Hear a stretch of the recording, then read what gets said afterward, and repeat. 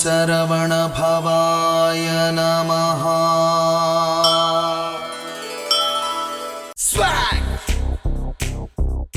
Hi hello నమస్తే, welcome to swag with Ariyana. And ఈ రోజు మన కార్లో డ్రైవింగ్ లో మనతో పాటు లంచ్ చేయడానికి వచ్చేస్తున్నారు Mahesh విట్టా. His my really good friend and best friend.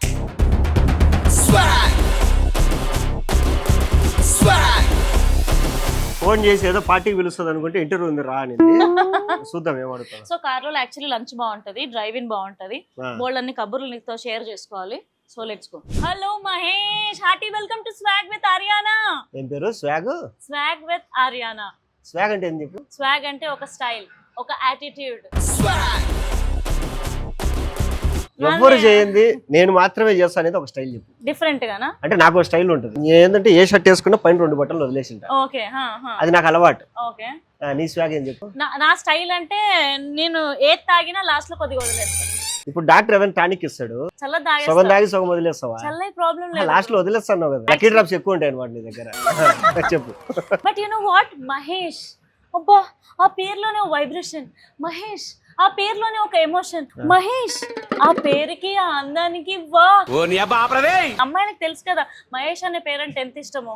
So నీ ఫ్రెండ్స్ లో ఎప్పుడన్నా టాపిక్ వచ్చిందా? నీకు నా పూర్తి పేరు తెలుసా? మహేష్ విట్టా. విట్టా వెంకట మహేష్ బాబు. మహేష్ బాబు? నా పేరు మహేష్ బాబు, మా నాన్న పేరు కృష్ణమూర్తి. ఓ మై గాడ్. ఆయన ఎందుకు పెట్టాడు నాకు తెలియదు.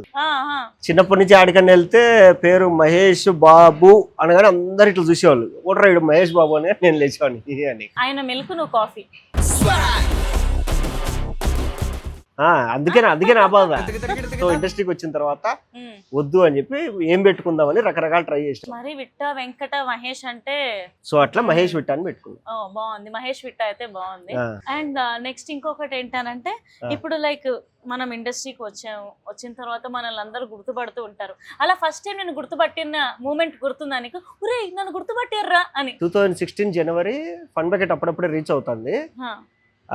అమీర్పేట బిగ్ బజార్ ఆపోజిట్ గల్లీలో నేను మా ఫ్రెండ్ నడుచుకుంటూ పోతున్నాం. ఒకడోడు మమ్మల్ని ఒక లా చూస్తాడు. ఎవడీడు నా పాత ఫ్రెండా, ఏంది ఇట్లా చూస్తాడు, ఫ్రెండ్ అయితే వచ్చి మాట్లాడాలి కదా, ఏంది మాట్లాడట్లేదు అని నేను కావాలని మా వాడిని అరే ఉండరు ఒక 5 నిమిషాలు ఉందామని చెప్పి అక్కడే ఒక 5 నిమిషాలు వెయిట్ చేస్తున్నాను. వాడు అటు ఇటు తిరుగుతా అంటే నేను ఏంది భయ అట్లా తిరుగుతావు, ఎవరు భయ నువ్వు అన్నా. భయ్యా నువ్వు యూట్యూబ్లో వీడియోలు చేస్తుంటావు కదా అంటే, అమ్మని అమ్మ ఫస్ట్ టైం ఒక నా వీడియోస్ చూసి పలకరించారు రా అనుకున్నాను. సో అప్పుడు ఆయనతో ఒక 1/2 అవర్ మాట్లాడి, అన్నా మీకు ఎక్కడ చూశారు, ఎవరన్నా చెప్పారా లేదా మీరే చూశారా, మీకు ఏ జోక్ నచ్చింది అది ఇది అని చెప్పి ఒక 1/2 అవర్ మాట్లాడా. అండ్ అందరి ఫేవరెట్ కత్తిలో ఉన్న సన్నీ లియోన్కి నువ్వు ఏంటది కర్రసాము నేర్పించావు కదా. నేర్పించి షూటింగ్ అంతా జరిగింది కదా. ఈవినింగ్ టైమ్స్ లేకపోతే మన ఫ్రెండ్స్ ఉంటారు కదా, చైల్డ్హుడ్ ఫ్రెండ్స్, వాళ్ళు వచ్చేసి అరే సన్నీ లియోన్తో వర్కింగ్ ఎక్స్పీరియన్స్ ఎలా ఉందిరా, సన్నీని కలవడం ఎలా ఉందిరా, అలాంటి డిస్కషన్స్ ఏమైనా వచ్చాయా? వచ్చినాయి. అంటే సన్నీ లియోన్ అంటే తెలుసు కానీ మూవీస్లో అంతా, బట్ ఆవిడ ఆ రోజు ఆవిడ గెస్ట్గా వస్తుందని తెలియదు. వచ్చిన తర్వాత ఏదో ఆ షోలో ఏదో మనము చేసిన తర్వాత దాన్ని వాళ్ళు రీల్గా కట్ చేసి పెట్టిన తర్వాత అది భయంకరంగా వెళ్ళింది. నేను కింద కామెంట్స్ చూసుకుంటే అందరు అబ్బాయి ఎవరు రైడ్ అదృష్టవంతుడు, సన్నీ లియోన్ కరసాం నేర్పించాడు అది ఇదని పెట్టారు. ఇంకా కొంతమంది అరే వాడి ఫేస్ చూడండి రా పాపము, సన్నీ లియోన్ కూడా వాడు ఎంత ప్రేమగా చూస్తాడు అసలు. సో ఇప్పటికీ ఏంటంటే మా ఫ్రెండ్స్ అంటారు, అన్నా నువ్వు గ్రేట్ అన్నా, సన్నీ లియోన్తో ఫోటో తీసుకున్నావు, సన్నీ లియోన్తో రీల్ ఉంది. నువ్వేం ఫీల్ అయ్యావు సన్నీ లియోన్తో షూటింగ్ చేస్తున్నప్పుడు? అంత ఫీలింగ్ అదంతా ఏం లేదు. అంటే ఆవిడ బాగాలేదంటున్నావా? ఆవిడ బాగుంది కానీ శారీ గీరి అంతా కట్టుకొని వచ్చింది, ఇంకేం వస్తాయి ఫీలింగ్స్. టీచర్ లాగా వచ్చింది కదా ఆ షూట్ లో. నేను కూడా ఉన్నా యాక్చువల్లీ. ఆ రోజు బాయ్స్ అందరు ఫుల్ డిసప్పాయింట్ అయ్యారు సన్నీని చూసి. బట్ తను చాలా దగ్గర నుంచి చూసాం చాలు. అవును, మహేష్ ని మేము యూట్యూబ్ లో చూసాము, బిగ్ బాస్ లో చూసాము, రీసెంట్ టైమ్స్ లో బోల్డన్ సినిమాల్లో కూడా రెగ్యులర్ గా కనిపిస్తుంటారు. హీరోగా మేము ఎప్పుడు చూడబోతున్నాం? నేను అదే ఉన్నా, ఎప్పుడు చూస్తామా అని. ఉత్తుత హీరోలు సెన్సార్ సర్టిఫికేట్ రావాలి, ఇంకా 1 వీక్లో వస్తుంది. సో నాకు ఎగ్జైట్గా ఉంది అసలు ఏంటి, ఎలా యాక్సెప్ట్ చేస్తారు ఏంటి అని. బట్ ఇంకొక రకంగా చిన్న ధైర్యం ఏంట్రా అంటే, యూట్యూబ్లో మనము వీక్లీ ఒక 15 మినిట్స్ ఎపిసోడ్స్ రిలీజ్ చేస్తూ ఉంటాం. సో అలాగే ఒక 3-4 ఇయర్స్ జనాలు చూశారు, బాగా చూశారు. తర్వాత బిగ్ బాస్లో ఒక 100 రోజులు నన్ను ప్రతిరోజు ఇంట్లో అందరు చూశారు, ఫ్యామిలీస్ అంతా. సినిమాల్లోకి వచ్చేసరికి ఒక పెద్ద సినిమాలో మనకు ఈడ్చి కొడితే ఒక 2 నిమిషాలు లేదా 4 నిమిషాలు మాత్రమే సీన్ ఉంటుంది. అది కూడా థియేటర్కి వచ్చి చూసిన వాళ్ళకి మాత్రమే కనపడతాం. సో అట్లా చాలామంది నేను యూట్యూబ్ ఆపేసిన తర్వాత అన్న ఏందన్నా యూట్యూబ్ ఆపేసినావు, నువ్వు చేయను యాక్టింగ్ బాగుంటుంది అది ఇది అన్నారు. ఇంకోటి ఏంటంటే యూట్యూబ్లో ఇన్కమ్ లేదు. సరే నా మెయిన్ గోల్ ఏంటంటే ఇండస్ట్రీ సినిమా. సో హీరోగా చేద్దామని ఒక చిన్న అదేమంటారు తుత్తర కోరిక అంటారు కదా, సో వచ్చింది. సరే అప్పటికి నాకున్న ధైర్యం ఏంట్రా అంటే సుహాసు, కిరణ్ బొవరము వీళ్ళు నాకన్నా ముందే యూట్యూబ్లో ఉన్నారు. వాళ్ళు యూట్యూబ్ నుంచి మూవీస్ వచ్చేసి హీరోలు అయిపోయారు. సో వాళ్ళని యాక్సెప్ట్ చేశారు. ఓకే మనల్ని కూడా అంటే వాళ్ళంతా కాకపోయినా వాళ్ళలో కొంచెం యాక్సెప్ట్ చేసినా చాలు కదా. అదొకటి. ఎంతసేపు సపోర్టింగ్ రోలు కమెడియన్గా చేసుకుంటూ పోతే ఛాన్సులు తగ్గుతున్నాయి. సరే ఇండస్ట్రీకి నేను కూడా ఒక నున్నా అని చెప్పి గుర్తు చేద్దాం అనేసి ఈ సినిమా. అంటే ఇప్పుడు ఆల్రెడీ ఫేమ్లో ఉన్న హీరోల డేట్లు ఎవరిది దొరకలేదు అనుకోండి, ఓకే వాళ్ళకి దగ్గర బడ్జెట్ మన దగ్గర లేదన్నప్పుడు నేను ఒక ఆప్షన్ ఉన్నా, తక్కువలో చేస్తా నా దగ్గర రండి. ఓకే హీరోగా చేసావు, కో డైరెక్టర్గా చేసావు అంటే ఒక ఐడియా ఉంది ప్రొడక్షన్ ఏంటి, వర్క్స్ ఏంటి, ఎలా జరుగుతాయి. కానీ నువ్వే ప్రొడ్యూసర్గా ప్రొడక్షన్ హౌస్ పెట్టి అన్ని డైరెక్షన్ కూడా నువ్వే, మా ఫ్రెండ్ డైరెక్షన్, నువ్వు హీరోగా ప్రొడక్షన్ డీల్ చేస్తూ ఇన్ని టాస్కులు చేయడం ఎలా అనిపించింది నీకు అసలు? ఎలా అంటే నీకు అవసరం అన్ని నేర్పిస్తాయి. అంటే అన్ని డిపార్ట్మెంట్ అని పెట్టుకొని శాలరీలు ఇచ్చేంత బడ్జెట్ లేదు నాకు, కాబట్టి సచ్చినట్టు నేను నేర్చుకోవాల్సిందే. ఇప్పుడు మేర్లపాక గాంధీ అనే దగ్గర నేను ఏం నేర్చుకున్నా అంటే షూట్కి వెళ్ళే ముందే మొత్తం బౌండెడ్ ఉండాలి. తర్వాత అవుట్డోర్ లో షూట్ ఎలా చేయాలనేది డైరెక్టర్ తేజ గారి దగ్గర నేర్చుకున్నాను. ఒకవేళ అవతలోడికి యాక్టింగ్ రాకుంటే మనం ఎలా నేర్పియాలనేది మా ఫన్ బకెట్ డైరెక్టర్ హర్ష అన్న వరకు నేర్పించాడు. అంటే నాకు యాక్టింగ్ రాదు, ఆయన నేర్పించింది ఇది. సో ఇట్లా ఉండేది అనమాట మొత్తం. ఐ హర్డ్ దట్ నువ్వు కూడబెట్టుకున్న మనీ అంతా ఈ సినిమా కోసమే పెట్టావని. బట్ నీకు అంత ధైర్యం ఎందుకు వచ్చింది మహేష్? సంపాదించుకున్నంత సినిమాకి మళ్ళీ తిరిగి ఎందుకు పెట్టావు నువ్వు? ఏమో నేను ఒకవేళ హీరో క్లిక్ అయితే మళ్ళీ సంపాదించుకుంటానేమో. అండ్ ఇంకొకటి ఏంటంటే మనకు లాక్డౌన్ లో తెలిసింది ఏంటంటే అయితే పెద్ద హీరోలు ఉన్నారు లేదా కొత్త వాళ్ళు ఉన్నారు. ఓకే కొత్త వాళ్ళు ఆల్రెడీ వచ్చారు, మన కళ్ళ ముందరే హిట్లు కొట్టారు, సరే మనం కూడా ట్రై చేద్దాం అనేది. ఇప్పుడు ఏమైందంటే హీరో మెటీరియల్ అనేది ఒకప్పుడు ఉండేది. ఒకప్పుడు హీరో మెటీరియల్ అంటే ఇంత హైట్ ఉండాలి, కలర్ ఉండాలి, ఇలాగే ఉండాలి. ఇప్పుడు ఏంటంటే స్టోరీ బాగుంటే చాలు ఎవడైనా హీరో అవ్వచ్చు. మళ్ళీ నువ్వు ప్రొడక్షన్ స్టార్ట్ చేసినప్పుడు నువ్వు ఫేస్ చేసిన కష్టాలు ఎన్నో ఉంటాయి కదా, అలాంటివి నా ప్రొడక్షన్ లో ఉండకూడదు, ఇవి వద్దు అని పెట్టకుండా ఉన్నవి ఏమైనా ఉన్నాయా? ఆల్రెడీ పేరున్న వాళ్ళని నేను తీసుకోవాలి, అందరు కొత్త వాళ్ళని తీసుకున్నా. అంటే ఖర్చులకు ఇచ్చే చాలు, మాకు పేరు వస్తే చాలు, అవకాశం వస్తే చాలు అనేసి ఉంటారు. సో ఇలాంటి వాళ్ళని తీసుకుంటే ఏమవుతుందంటే మన వర్క్ కండిషన్స్ బట్టి వాళ్ళు పనిచేస్తారు. సో నా ప్రొడక్షన్ హౌస్లో నేను చేసింది ఏంటంటే సెట్లు వద్దు, ఉన్న లొకేషన్లోనే మనము చేసుకుందాం. సో నేనేం చేసి అంటే మా ఊరికి వెళ్ళిపోయి ఉన్న లొకేషన్స్ని నేను సెట్ చేసుకున్నాను. అంటే షూట్కి ఒక వారం 3 రోజుల ముందే ఆర్ట్ వర్క్ కూడా నేనే వేసుకొని సో అలా షూట్కి వెళ్ళిపోయినా. మ్యాక్సిమం ఇప్పుడు ప్రతి ప్రొడక్షన్ హౌస్ ఇదే పద్ధతి ఫాలో అవుతుంది. కాకపోతే నేను ఇది ఒక 3 ఏళ్ళ ముందే చేసేసి చిన్న సినిమాలకి పెద్ద టెక్నీషియన్ల దగ్గరికి వెళ్ళకూడదు. ఎందుకంటే పెద్ద టెక్నీషియన్లకి పెద్ద సినిమాలు, పెద్ద ప్రాజెక్టులు, రిలీజ్ డేట్లు, వాళ్ళకి డెడ్ లైన్స్ ఉంటాయి. నువ్వు ఒక ఇండిపెండెంట్ సినిమా తీసుకొని ఒక పెద్ద టెక్నీషియన్ దగ్గర ఇచ్చినావు అనుకో, రిలీజ్ ఎప్పుడు రా అంటారు. రిలీజ్ ఏమనుకోలేదన్నా మనకు అవుట్పుట్ అయిపోతే నేను రెడీ చేసుకుంటా అంటారు. సో వాళ్ళు పక్కన పెట్టేస్తారు దీన్ని కొద్ది రోజులు. వాళ్ళకి ఏంటంటే డెడ్ లైన్స్ ఉంటాయి కాబట్టి ఫస్ట్ వాటి మీద పనిచేస్తారు. అండ్ ఇంకొకటి ఏంటంటే చిన్న సినిమాలకి పెద్ద టెక్నీషియన్ దగ్గరికి వెళ్తే నువ్వు కరెక్షన్ అడగలేవు. సో నువ్వు కూడా ఏం చేయాలంటే ఒక్కసారి నువ్వు ఇండిపెండెంట్గా తీయాలనుకున్నప్పుడు కొత్తగా వచ్చే వాళ్ళని ఇండిపెండెంట్ మేకర్స్ని వాళ్ళని మాత్రమే పెట్టుకోవాలి. అది మెయిన్. ఇప్పుడు ప్రజెంట్ ప్రాజెక్ట్స్ ఏం వర్క్ అవుతున్నాయి, ఏం జరుగుతున్నాయి, మహేష్ని మేము ఎలా చూడబోతున్నాం? ఇప్పుడు అమర్దీప్ది సుమతి శతకం మూవీ వస్తుంది, టీజర్ కూడా వచ్చింది. సో దాంట్లో బుల్రాజు అని ప్రెసిడెంట్ క్యారెక్టర్ ఉంటుంది. అది ఎంత బాగుంటదంటే మనము ఒకప్పుడు సునీల్ని చూసినాం కదా పెద్దబాబు, ఆ టైంలో ఆ స్టైల్ ఆఫ్ కామెడీ ఉంటుంది, గెటప్ కూడా అట్లే ఉంటుంది. అదొకటి. అండ్ గగన్ విహారీ అనే అబ్బాయి ఉంటాడు, మన పుష్పలో వాటిలో విలన్ గా చేశాడు. సైకలాజికల్ థ్రిల్లర్ ఇన్వెస్టిగేషన్ ఉంది, ఒకటి మూవీ జరుగుతుంది, అందులో వేస్తున్నా. అండ్ ఈ 2 కాకుండా ఇప్పుడు గాంధీ అన్నది వరుణ్ గారిది మూవీ వస్తుంది, దాంట్లో వేస్తున్నా. అండ్ ముఖ్యంగా నా మూవీ రిలీజ్ ఉంది త్వరలో, చెప్తా. హర్యానాతోనే అప్డేట్ వస్తుంది. ప్రమోషన్ అద్ర కొట్టేద్దాం మహేష్, మన సినిమా వస్తుంది. అండ్ ఇండస్ట్రీకి వచ్చి అంటే ఎన్ని ఇయర్స్ అయి ఉంటది ఇప్పటికి? 2016 నుంచి. అంతే. సీరియస్లీ ఇంకా ఇడే ఉన్నాం మనం. పర్లేదు, అప్పటికి ఇప్పటికి బాగుంది. కనీసం ఇల్లు కొనుక్కునే, ఇల్లు కూడా కొనుక్కోలేదు. 10 years లో సంపాదించినంత తీసుకెళ్ళి సినిమా పెట్టుకున్నా. నువ్వు అంటే నీ ప్యాషన్ కోసం పెట్టుకున్నావు, ఇక అమ్మాయిలం కదా సంపాదించింది కొద్దిగా వెనక్కేసుకోవాలి, ఏదో ఫీలింగ్ ఉంటది. సో ఇండస్ట్రీకి వచ్చిన తర్వాత ఇండస్ట్రీలో ఈ చేంజెస్ ఉంటే బాగుండు అని నీకుగా అనిపించిన చేంజెస్ ఏంటి? సింపుల్ ఏంటంటే ఇప్పుడు నువ్వు ఒక రాయలసీమ సబ్జెక్ట్ అనుకున్నప్పుడు రాయలసీమ ఆర్టిస్టులను తీసుకోవాలి. లేదు అంటే నేను చెప్పేది ఏంటంటే నువ్వు ఆ ఒరిజినాలిటీ కావాలి అంటే, లేదు ఎట్లా పడితే అట్లా తీసి బిజినెస్ చేసేసుకుందాం అంటే అదేం పర్లేదు. అంటే ఇంకొకటి ఏంటంటే నేను ఒక సినిమా ఆడిషన్ పోయినా, తెలంగాణ స్లాంగ్ అన్న అదే నేను మాట్లాడతా పోయి, నేను బాగా వస్తుంది నాకు మంచిగా మాట్లాడతాను నేను, మీరు కొంచెం ప్రాక్టీస్ ఇచ్చారంటే ఇంకా బాగా చెప్తాను నేను అని చెప్పిన. అంటే లేదన్నా ఓన్లీ వీళ్ళనే తీసుకుంటున్నావు అని. సరే ఓకే. ఆ సినిమా మొత్తం తమిళ వాళ్ళు, మలయాళం వాళ్ళు, హిందీ వాళ్ళే ఉన్నారు. నువ్వు తెలుగు రాని వాళ్ళని తెచ్చుకొని నువ్వు స్లాంగ్ చెప్పించుకుంటాను, తెలుగుని తీసుకొని స్లాంగ్ చెప్పించుకోలేవా? ఈ నచ్చం అనమాట. ఇలా పడితే అలా తీసి సినిమా రిలీజ్ చేసి సినిమా చూసి అందరూ ఏంద్రా ఈ స్లాంగ్ ఏంద్రా ఇదేంద్రా అని తిట్టుకున్న తర్వాత మళ్ళీ వాడు ఆడియన్నే బ్లేమ్ చేస్తాడు, జనాలు థియేటర్కి రావట్లే అని చెప్పి, ఈ పైరసీ వల్ల పోతుంది జనాలు నువ్వు తీసేది చక్కగా తీసి ఎందుకు రారా జనాలు అంటే మాట్లాడుతూనే ఉన్నాము. కొద్దిగా లంచ్ కూడా చేద్దామా? మన కార్లో డ్రైవింగ్ లో థాలీ చాలా స్పెషల్ గా రీసెంట్ గా మన వాళ్ళు ఇంట్రడ్యూస్ చేశారు, తింటూ కబుర్లు ఆడుకుందాం. ఫుడ్ అంటే చాలా మందికి ఎమోషన్ అబ్బా. ఇప్పుడు నేను డబ్బులు ఎంత సంపాదించినా నాకు ఫుడ్ మీదకి వెళ్ళిపోద్ది ఎండ్ ఆఫ్ ది డే. ఏం తినాలి, ఏం చేయాలి అని. నువ్వు తిన్న ఫుడ్ లో వా అమృతం రా ఈ ఫుడ్, మళ్ళీ తినాలనిపించింది అని ఒక స్టేజ్కి వచ్చిన తర్వాత కూడా గుర్తుకొచ్చిన ఫుడ్ ఏంటి? నేను ఖచ్చితంగా తినేదంటే శ్రీనగర్ కాలనీకి వెళ్తే చాప్ స్టిక్స్. ఓకే. వాడి దగ్గర ఉన్న Chinese item, fast food item ఎక్కడ దొరకదు హైదరాబాద్ లో. మీ ఆవిడ నీ కోసం ప్రేమగా వండే వంట ఒకటి, మంచి వంట ఒకటి, అమ్మ దేవుడు ఇది వండకపోతే బాగుండరా అని ఫీల్ అయ్యే వంట ఒకటి చెప్పవా?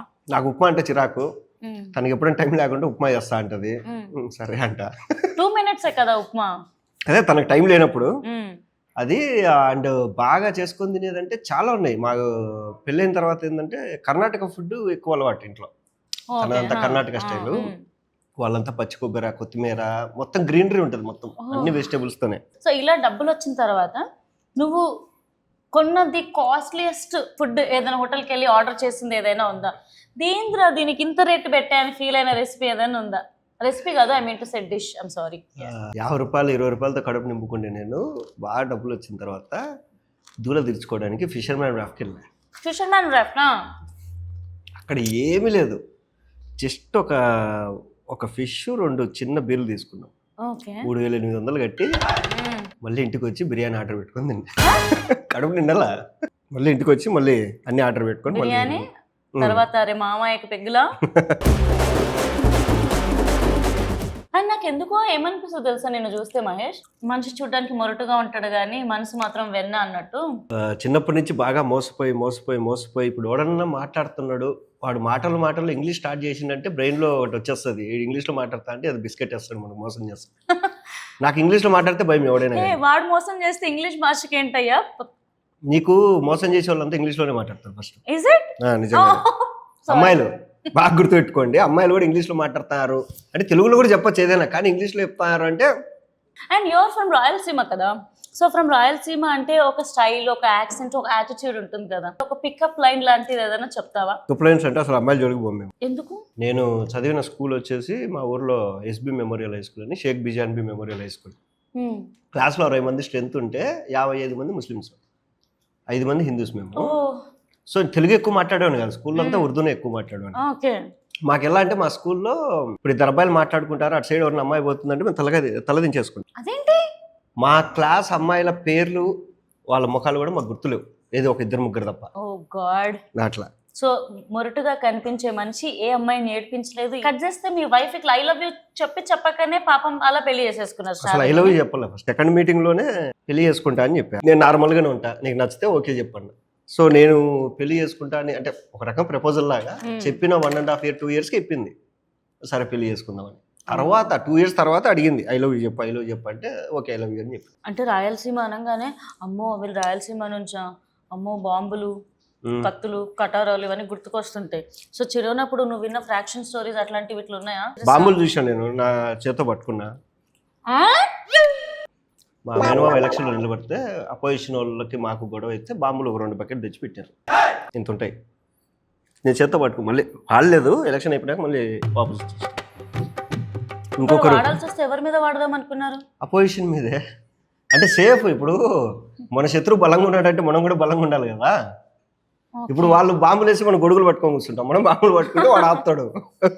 మరి సినిమాల్లోకి వచ్చిన తర్వాత అలా ఎవరి మీదైనా కోపం, అలా ఎవరైనా డబ్బులు ఇచ్చి ఇవ్వకుండా అంటే సినిమా చేయించుకొని మోసం చేయడం వాళ్ళ మీద, ఒరే నీకు నా బ్యాక్గ్రౌండ్ తెలియట్లేదురా నేను లేపేయాలనిపిస్తుందని అలా ఎప్పుడు కోపం రాలేదా? ఏం చేయలేవు. నాకు ఎప్పటికిప్పుడు దగ్గర దగ్గర 30-40 లక్షలు ఇండస్ట్రీ నుంచి ఎగ్గొట్టినట్టున్నాయి. ఎంత? 30-40 లక్షలు ఇండస్ట్రీ నుంచి ఎగ్గొట్టినట్టు నేను పని చేసిన తర్వాత నాకు డబ్బులు ఇవ్వకుండా ఎగ్గొట్టినవి ఉన్నాయి. సో దాంట్లో కొన్ని ఆగిపోయిన సినిమాలు ఉన్నాయి, కొన్ని కంప్లీట్ అయిన సినిమాలు ఉన్నాయి. ఇక్కడ ఏంటంటే నువ్వు ఒక మూవీకి 30 రోజులు పని చేసావు అనుకో, 30 రోజులు టైంకి వెళ్ళి టైంకి వచ్చి అంతా వాళ్ళు ఎంత ఇబ్బంది పెట్టినా డేట్లు అడ్జస్ట్ అన్నీ చేసుకుంటూ పోయి లాస్ట్ రోజు ఒక్కసారి ఏం సార్ ఇది అని అన్నాం అనుకో, వీడికి యాటిట్యూడ్ ఎక్కువ, దీన్ని తీసుకోవద్దు అని చెప్పేసి మొత్తం టాక్ వెళ్ళిపోతుంది. సో ప్యాషన్ కోసం వచ్చినాము, చూద్దాం ఎన్ని రోజులు ఉంటామో. అల్లుడు మర్యాదల గురించి మాట్లాడుకోవడం చాలా కామన్. మళ్ళీ రాయలసీమలో కోడలు వస్తే ఎలా ట్రీట్ చేస్తారు కోడల్ని? కోడల్ని కూతురులాగే చూసుకుంటారు. ఇప్పుడు ఏదైనా డెసిషన్ ఉన్నా కానీ ఇప్పుడు మా పేరెంట్స్ నాకు ఫోన్ చేయరు, ఏదైనా డెసిషన్ మా వైఫ్ ఫోన్ చేసి వాళ్ళు మాట్లాడుకుంటారు. అట్లుంటే అంటే కోడలు అంటే కూతురే. ఇంకా అంటే మిగతా చోట ఏమో తెలియదు కానీ మా సైడ్ అయితే కోడలు అంటే కూతురు సమానం. ఇప్పుడు మామూలుగా ఒక్కొక్క ప్రాంతానికి ఒక్కొక్క బూతులు లేకపోతే ఊత పదాలు ఉంటాయి కదా. నువ్వు ఒక పదం చెప్పు, నేను ఒక పదం చెప్తా, అలా చెప్పుకుంటూ వెళ్దాం. లాస్ట్ కి ఎవరు ఆగిపోతారో వాళ్ళు ఓడిపోయారు. అవి బూతుల్లాగే ఉంటాయి. ఓకేలే, యూట్యూబ్ ప్రేక్షకులకు అలవాటే. నాకున్న ఎక్కువ బూతులు నేను వాడేది నీ అమ్మ. నేను బాగా కోపం వస్తే వాడేది అప్పుడప్పుడు నీ అయ్యా ఏంద్రా అని అంట, నీ అంకమ్మ, పోరా తుర్రి. డిస్కషన్ ఎక్కువ అయితే ఇంకా సార్లు గమనం అంటాం. యదవా. నాకు బాగా కోపం వస్తే నమస్తే అంట. నేను నమస్తే చెప్పినా అంటే ఇంకా ఆడికి సైలెంట్గా మింగే ఇచ్చాను. నేను యాక్చువల్లీ దొంగనా కొడుక, ఎవడి దొంగనా కొడుకు అని తిట్టుకుంటాను నేను. నెక్స్ట్ యాక్చువల్ ఉత్పదాలంటే బూతులు వస్తాయి కానీ కెమెరా పెడితే. నువ్వు కెమెరా ముందు మాట్లాడిన పెద్ద బూత్ ఏదో చెప్పు, బీప్ వేసుకుంటాం కావాలంటే ఇంటర్వ్యూ చెప్పు. నేను ఎల్లుబడి మాట్లాడేసిన బిగ్ బాస్ లోనే అవునా? 3 సార్లు. ఎవ్వడా? డైరెక్ట్ ముఖాన్నే.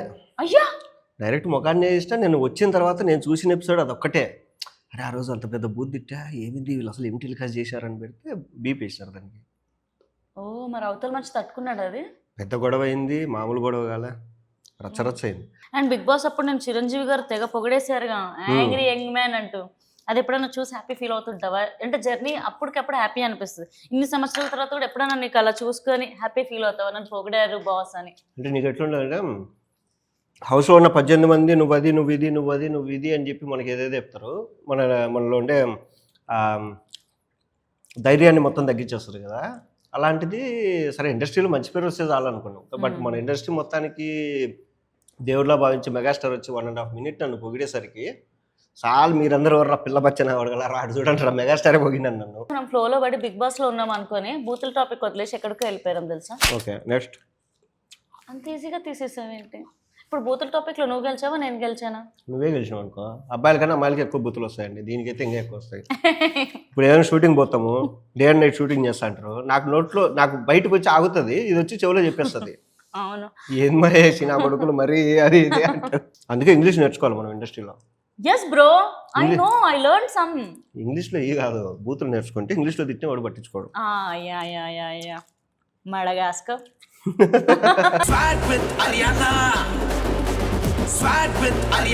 ఇప్పుడు శ్రావణి ఎక్కువ కంట్రోల్ చేస్తున్నా నేను, నువ్వు ఎక్కువ కంట్రోల్ చేస్తున్నావు శ్రావణిని.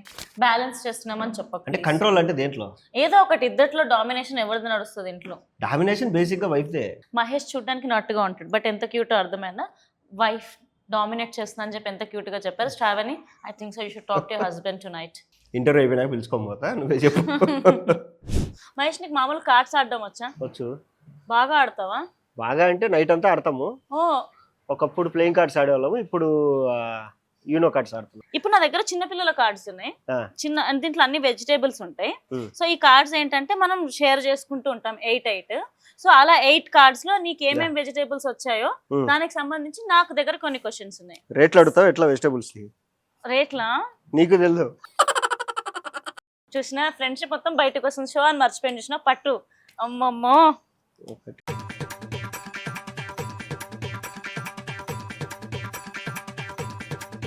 ఫస్ట్ ఏమొచ్చింది? క్యాలీఫ్లవర్. ఒక్క నిమిషం. Oh my god, cauliflower, it's a very big flower. Cauliflower అంటే నువ్వెవరికైనా క్యాలీఫ్లవర్ పెట్టిన సందర్భం కానీ పెట్టించుకున్న సందర్భం కానీ ఎప్పుడైనా ఉందా? నేను పెట్టించుకున్నది ఏంటంటే, ఒక మూవీ స్క్రిప్ట్ నుంచి నేను దాంట్లో ఉన్నా, స్క్రిప్ట్ డెవలప్మెంట్లో ఉన్నా, అన్నిట్లో ఉన్నా.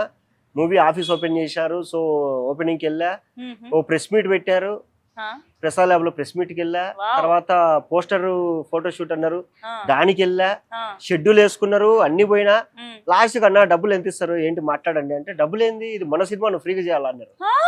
అప్పుడు అర్థమైంది ఇదేంద్ర ఇది అన్ని మాట్లాడినా ఇది మాట్లాడలేరా అని. బ్రో నువ్వు చేసిన తప్పు, నీకు డబ్బులు వస్తే మన సినిమా మహేష్ తీసుకో పైసలు అని ఇస్తావా, ప్రాఫిట్ లో షేర్ ఇవ్వవా? Why bro? Next orange. దీని తోలు వలిచినట్టు ఎవరిదైనా తోలు వలిచేయాలి అని ఎప్పుడైనా అనిపించిందా? నేను ఇండస్ట్రీకి యాక్చువల్గా యాడ్ ఫిలిమ్స్కి ఇంటర్న్షిప్ చేద్దాము అనేసి విఎఫ్ఎక్స్ ఎడిటింగ్ నేర్చుకోవాలని వచ్చిన.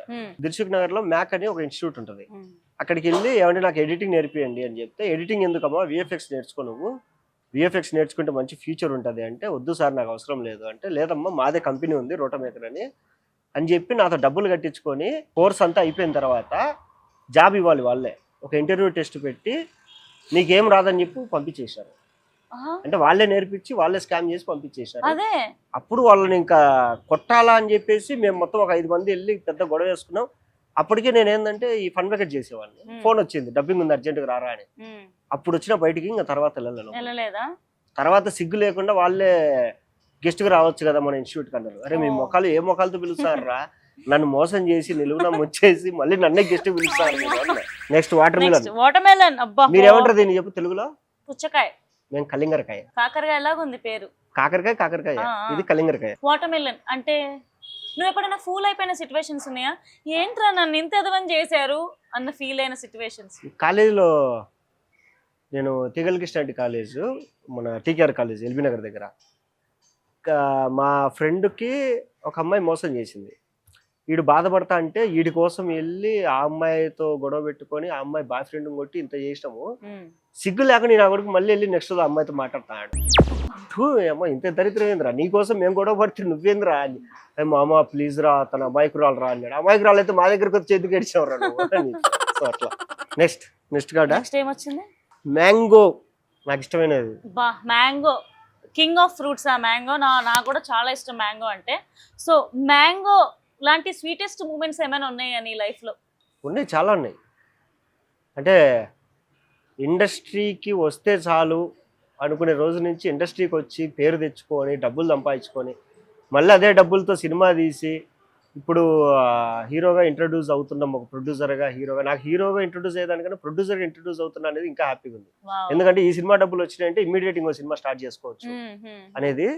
సో అంటే మనము ఎక్కడో చిన్న ఊర్లో ఉండి కళ కంటాం కదా, ఆ కళ నిజమైనప్పుడు కొద్దిసేపు అలా పక్కకి వెళ్ళి అద్దం ముందు నిలబడుకొని పర్లేదురా నువ్వు తోపురా అనేది ఉంటుంది. Next grapes.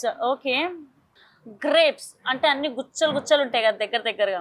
సో అలా నీ లైఫ్ లో ఉన్న క్లోజ్ ఫ్రెండ్స్ ఎవరు? రంగస్థలం మహేష్ ఆచంట. మేమంతా గ్యాంగ్.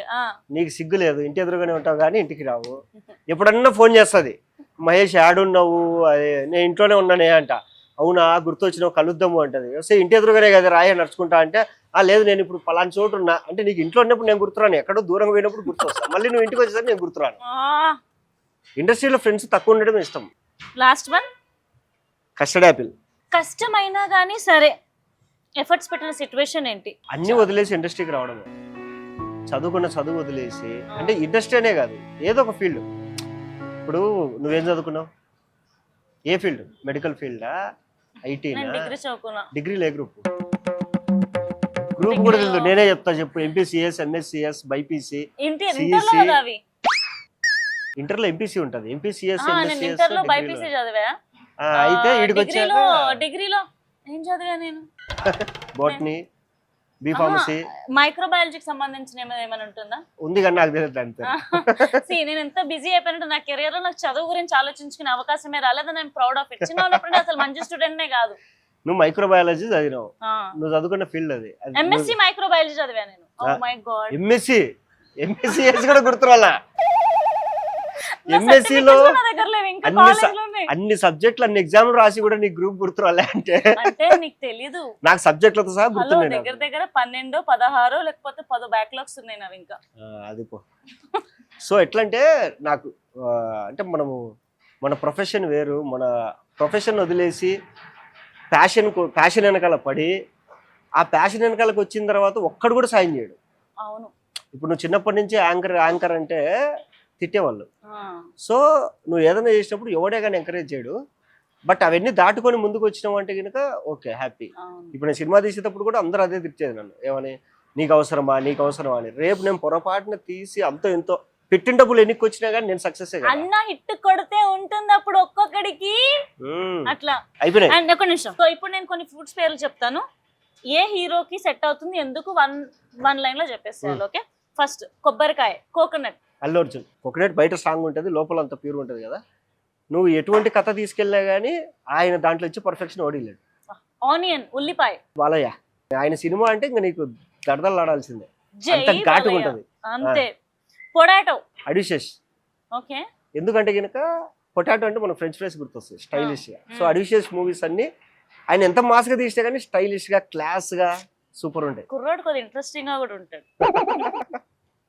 కుకుంబర్. చల్లగా. నాని అన్న ఆయన సినిమాలు హ్యాపీగా ఇంట్లో వాళ్ళందరూ కూర్చొని ప్రశాంతంగా చూసుకోవచ్చు. ఓకే. ఏమండో నాని అన్న ఎంత యాక్షన్ సినిమా చూసినా కానీ ఫ్యామిలీ అందరు కూర్చొని చూడొచ్చు. అవును. యా. జింజర్, అల్లం. అల్లం అల్లం అల్లం అల్లం జూనియర్ ఎన్టీఆర్. ఓ, అంటే ఆ ఘాటు ఆ నష అనేది ఆయన క్యారెక్టర్ లో తెలిసిపోతుంది. అవును. డాన్స్ గానీ, ఫైట్ గానీ, ఎమోషన్ గానీ. మ్యాంగో లాంటి స్వీట్ కుర్రాడు. టక్కును డీజే టిల్లు. సిద్ధు అన్న. Orange. Ram Charan. All mix fruit juice ఎవరు? మహేష్ బాబు గారు, వెంకటేష్ గారు. ఎందుకంటే మల్లీశ్వరి వచ్చింది, out and out comedy hit. అదే ఇయర్లో ఘర్షణ వచ్చింది, out and out serious hit. Mahesh Babu గారిది ఏంటంటే అతడు ఫ్యామిలీ మూవీ, తర్వాత మురారి ఫ్యామిలీ మూవీ, అవి హిట్ కొడతాడు. బిజినెస్ మ్యాన్, పోకిర్ లాంటి యాక్షన్ సినిమాలు తీసి కూడా హిట్ కొడతాడు. సో ఇది ఆల్మిక్స్, వీళ్ళిద్దరు ఆల్మిక్స్ ఫుడ్. అతి త్వరలో నువ్వు కూడా ఉత్తుత్త హీరోలతో ఆల్మిక్స్ హిట్ కొట్టాలని మనస్ఫూర్తిగా కోరుకుంటున్నాను. ఫస్ట్ హిట్ కొట్టాలండి, తర్వాత. Thank you so much Mahesh for coming today. Swag with Ariyana. నాకు ఐ ఫీల్ రియలీ గుడ్. నాకేదో నా ఫ్రెండ్ తో చాలా ఇయర్స్ తర్వాత కూర్చొని మాట్లాడుతున్న ఫీలింగ్ వచ్చింది. Thank you so much Mahesh. So friends, ఈ రోజు ఎపిసోడ్ లో అయితే మహేష్ తో బోల్డ్ అని కబుర్లు మాట్లాడేశాను కదా. సో నెక్స్ట్ ఎపిసోడ్ లో ఇంకొక సెలబ్రిటీతో కలుసుకుందాం. Until then, this is Ariyana signing off. Bye.